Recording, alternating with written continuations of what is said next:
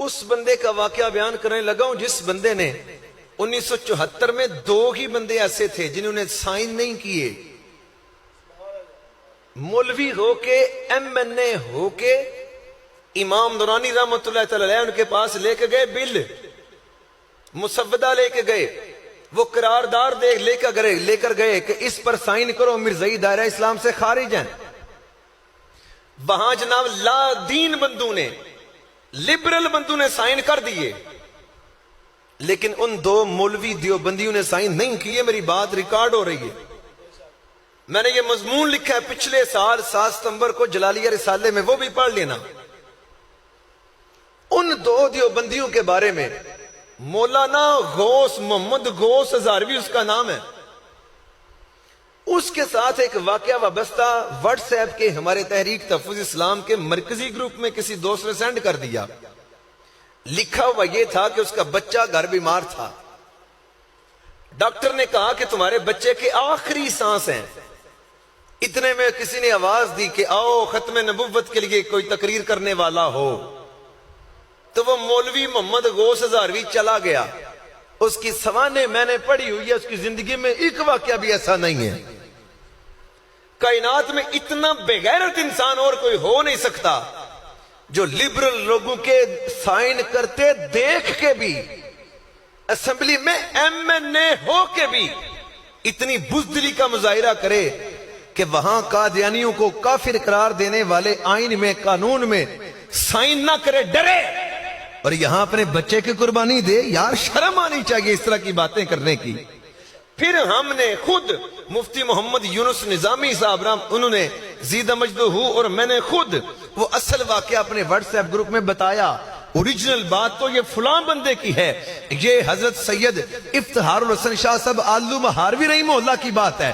ان کا بچہ بیمار تھا، انہوں نے کہا تھا ارے سید زادے تو چھوٹا ہے، وہ سید زادہ بڑا ہے جس کی وجہ سے حسنین کریمین کی آگے نسل چلی، میں اس کملی والے کے نام پر تیرے جیسے سارے قربان کر سکتا ہوں۔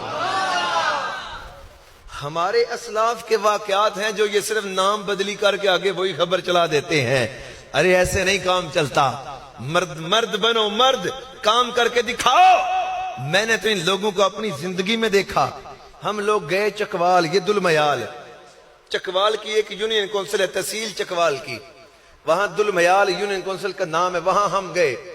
وہاں جا کے ہم نے دیکھا تو وہاں کا جو وکیل طارق محمود، تلاگنگ کا رہنے والا ایڈوکیٹ، وہی وکیل آسیہ ملونہ کے خلاف پیش ہوتا رہا۔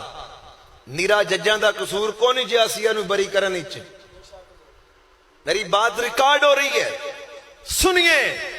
ایسے نہیں روز کہتا کہ لیڈروں کی 3 قسمیں ہیں، بہت ساری چیزیں ہیں جو ہم نے اپنی زندگی میں دیکھ رکھی ہوئی ہیں۔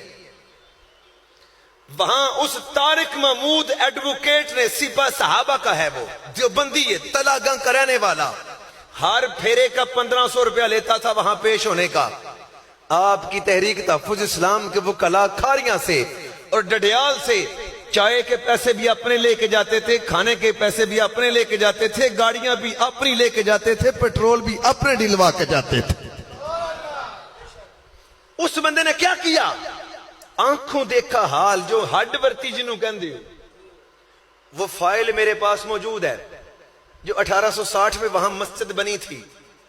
اس وقت مرزا قادیانی نے بھی، کوئی نبیوں نے کداوا نہیں کیا، کوئی ولیوں نے کداوا نہیں کیا۔ توجہ ہے نا؟ 1860 میں مرزا قادیانی نے کوئی فتنہ نہیں کھڑا کیا۔ اس وقت وہاں قدیمی مسجد، تاریخی مسجد بنی، 2 کنال پر مشتمل، بڑی پیاری مسجد۔ 1900 میں جا کے اس نے نبیوں نے کداوا کیا، 40 سال پہلے وہ مسجد بن گئی۔ علماء میرے دائیں بائیں تشریف فرما ہیں، ان سے پوچھ لینا کہ فقہ میں یہ بات موجود ہے، جو جگہ آپ مسجد کے لیے وقف کر دیں پھر وہ قیامت تک مسجد ہے، وہ اور کچھ نہیں وہاں بن سکتا۔ اب اس پر مرزائیوں نے 40 سال ہو گئے ہیں قبضہ کیا ہوا ہے۔ اس قبضے کو چھڑانے کے لیے وہاں ہمارے لوگ شہید بھی ہوئے 12 ربیع الاول کو 2016 میں، اور انہی کی کیس کی پیروی میں ہم گئے مسجد کو چھڑانے، اور ان جو زخمی ہیں ان کے خلاف بھی دہشت گردی کے الٹے کیس ان کے خلاف ہو گئے۔ جب وہاں پہنچے تو وہاں سے ہم نے فائل نکلوائی تو پتہ ہے وہاں سے کیا نکلا؟ اسی طارق محمود نے اپنے ہاتھ سے پینسل سے لکھ کے دیا ہوا ہے کہ یہ مسجد نہیں، یہ تو بیت القادیانی بیت الکفر ہے، خود لکھ کے دیا ہوا ہے۔ جب ہمارے سید ابرار شاہ ایڈوکیٹ نے وہاں کھڑے ہو کے میں نے کہا انہیں کال کرو، اسے اس بے غیرت کسی گدی کی اولاد کو کال کرو جس نے مسجد کو اپنے ہاتھ سے بیت الکفر لکھ دیا قادیانیوں کا۔ جب اسے کال کی گئی تو وہ اسے آئیں بائیں شائیں کرنا شروع کر دیا۔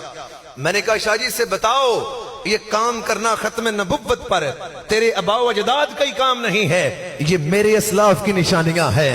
ادھر پیر میرے علی شاہ کو کملی والے فرماتے ہیں چل میدان میں جا کے اگر تو برے صغیر چلا گیا تو تیرے صرف جانے سے ہی علماء کا ایمان بچ جائے گا۔ ادھر بھی امام نورانی نے آ کے پاکستان میں کام کیا۔ آج بھی لوگوں ان کا کیا کام ہے؟